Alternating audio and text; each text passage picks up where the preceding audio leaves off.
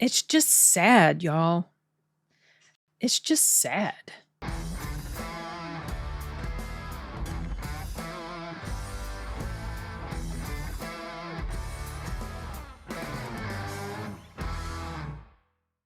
So the movie Dream Scenario, it's portrayed as like a comedy, not totally a comedy, but a mixture of comedy and I don't know. I think someone mentioned it was a horror, but it's not really a horror, not in the traditional sense. But while there were some moments that were kind of comedic, mostly because of just the way Nicolas Cage was portraying the character, as a whole, by the time this movie was done, all I felt was sadness.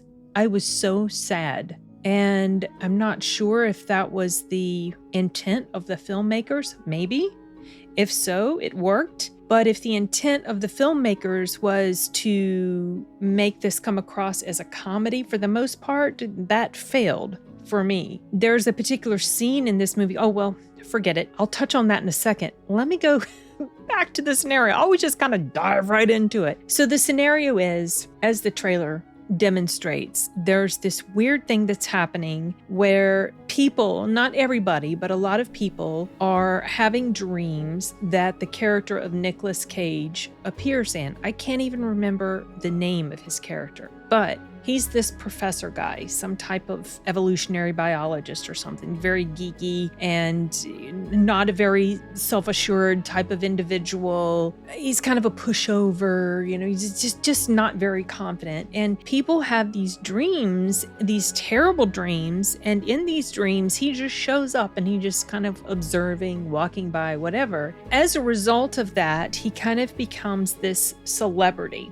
almost overnight. And the movie is also partly with how fame can destroy a person in a sense, but the movie to me is also about mob mentality, cancel culture. Now, you'll know what I mean when you watch it. I did see Chris Stuckman's review, and he made the comment that it didn't seem like a film about cancel culture so much about as it is being people being demonized for others' perception of you, which you ultimately can't control. I agree with his sentiment about it being about that, but I disagree with him saying like it doesn't seem like it's a film about cancel culture. Well, in a sense it is, though the term cancel culture is kind of new because it's sort of something that came along with the advent of social media, but that mentality has been around since forever. So it doesn't take the internet or social media to make cancel culture be a thing. That's just what we've termed it. But it's basically just mobs attacking people, not necessarily physically, but just figuratively attacking people, destroying people. And sometimes it's over things that maybe a lot of people would feel is very deserving, but many other times it's not. And often the sorts of things that people determine are worthy of canceling a person over, it's entirely subjective. And do we really feel like it's okay for a mob of people to have the power to destroy someone just because of their warped perception about what that person may have done or thought or said or whatever? I was also reading an article where I think it was the director of this film was saying something about how this is a movie about a culture that is trying to reduce everything to right and wrong and easy bite-sized answers. And that's actually kind of exactly the way cancel culture is. Even though he was disputing that it really wasn't about cancel culture, he was describing what cancel culture is. It's this virtue signaling nonsense that goes on with a lot of people, primarily on places like Twitter, and they have just decided that there is this clear black and white answer about something, and they're going to ruin someone because they don't fit into this black or white mindset that this person has, and reality and people are not that simple. So anyway, that's just kind of my overall thoughts about the whole cancel culture, mob mentality aspect of this movie. In the case of this story, what makes this story so tragic and sad to me is that he actually didn't do a damn thing. He didn't do anything to cause the reaction that people had to him. So what happens is eventually these dreams, they turn dark and twisted. And in these dreams, he is doing awful things. And so the people that adored him previously have turned on him pretty much instantaneously, because all of a sudden they're uncomfortable being around him. They don't feel safe being around him, even though he hasn't hurt anybody at all.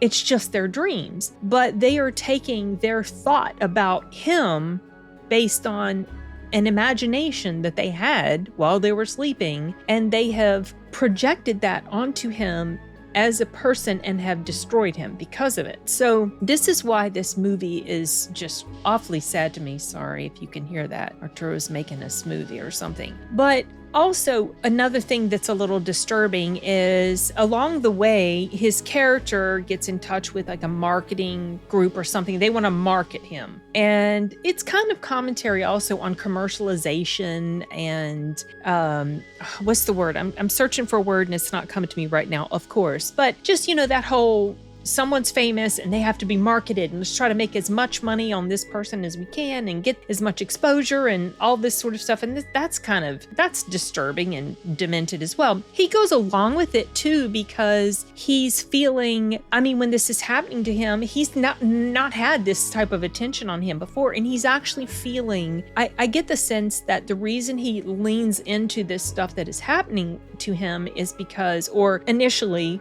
when he's this celebrity and he's famous, I feel like he's leaning into that because before this happened, I think he felt like he wasn't seen. He was overlooked, and you'll see what I'm talking about when you watch the movie, and he's feeling unappreciated. And then this happens to him and people like him. All of a sudden they think he's cool, and he's like, well, this is kind of cool. And he wants to use the momentum of his fame to further the things that he loves, like this book that he wants to write about his the field that he's in and stuff like that. Also, another thing, like I mentioned, that this movie is kind of about is like how fame can destroy people. And by that I mean there is a thing that happens in here, and it's because of the fame that he has gotten that he's in this position where he does a certain thing that is morally not okay.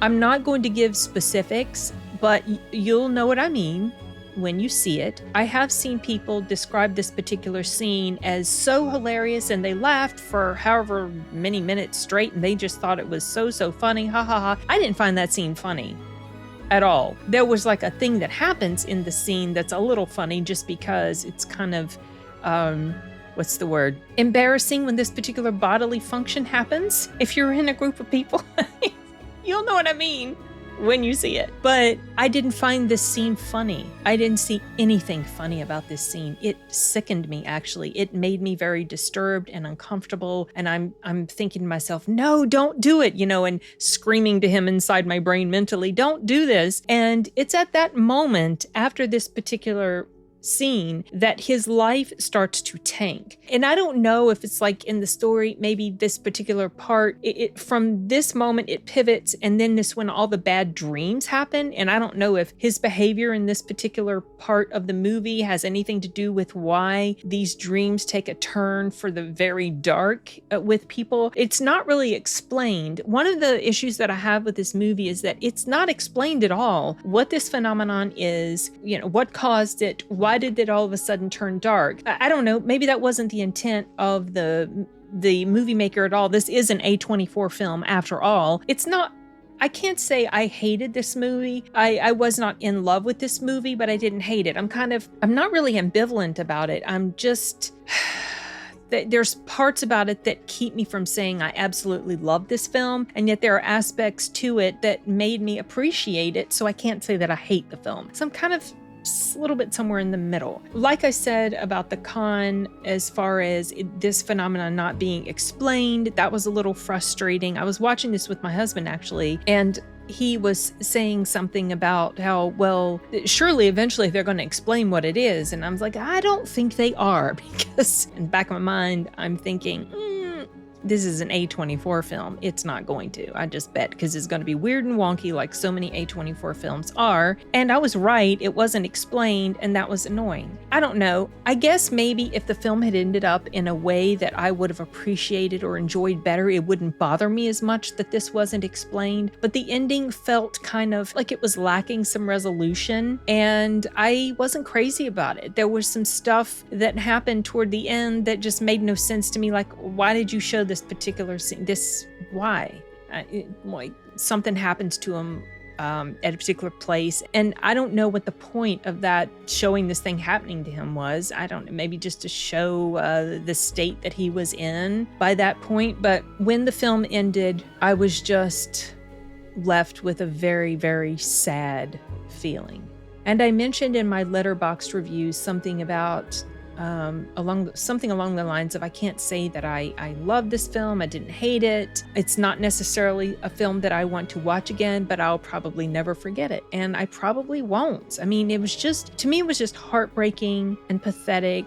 And Cage played this part very, very well. He does a really good job at showing a person who's not very self-assured, and he's trying to kind of be funny and quip these little jokes, but they don't land because he's just socially awkward in a lot of ways. But it's just tragic to me because also you see not only the public perception of him falling apart, but even within his family. And there's a point that his wife gets aggravated at him about something, and I just did not understand why she didn't stand by him in that particular moment. I was angry at her because what she was upset about, it felt like her annoyance was misplaced. She was taking her frustration out on the situation because it was affecting the family as well. The way other people were acting about him was affecting the whole family, but she was taking her frustration about that out on him, and it wasn't his fault. So, he was just such a sympathetic character. And there's a scene in there where he's filming something and he's kind of just emotionally breaking down, and that was really sad too. It's like, holy cow, this guy. I mean, I meant to mention when I was talking about the cons or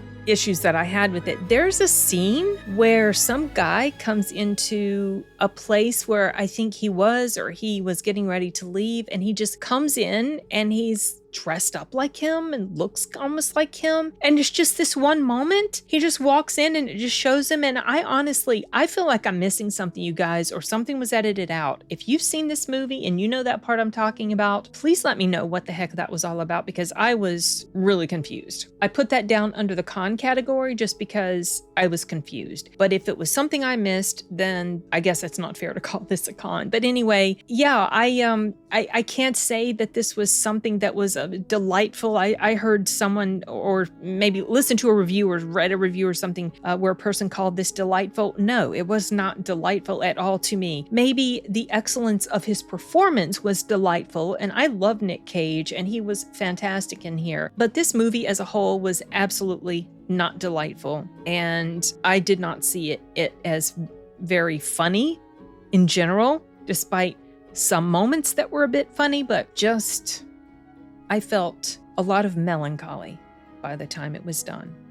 An interesting thing that I believe Chris Stuckman mentioned was that this was Nicolas Cage's first A24 film, which surprises the heck out of me because the type of actor that Nicolas Cage is and the roles that he has chosen, granted, he chose a lot of those roles because he needed the money, but he seems like he's very open to taking on pretty much anything. And it feels to me like he would have been a great match for A24 a long time ago. So it really surprises me that he hasn't done anything with them before now. I guess in the back of my mind, I thought Mandy was an A24 film because it was so weird and ridiculous and out there. I didn't like Mandy. Whatever, I digress. I just felt like that was an interesting piece of trivia. Anyway, I think I've sort of gone through everything. I didn't refer often to my notes. I was just kind of blathering on about how I felt, but I think that's it for this movie. If you've seen Dream Scenario, I'm really curious to hear what you guys thought. If you felt like it was primarily comedic or mostly sad or just the perfect blend of the two. If you felt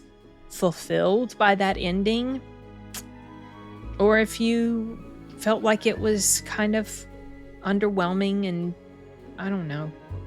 I don't know if it was a fitting ending or not. I'm still processing this movie, if you can't tell. It's been 2 days ago that I saw it, and I'm still thinking about it and just mulling it over. But, okay, I got nothing else. I'm going to wrap this up. I got to film another review, which is interesting, this other review I'm going to film, because it ties in very well with the theme of this one. So, all right, you guys, wrapping this up. Adios.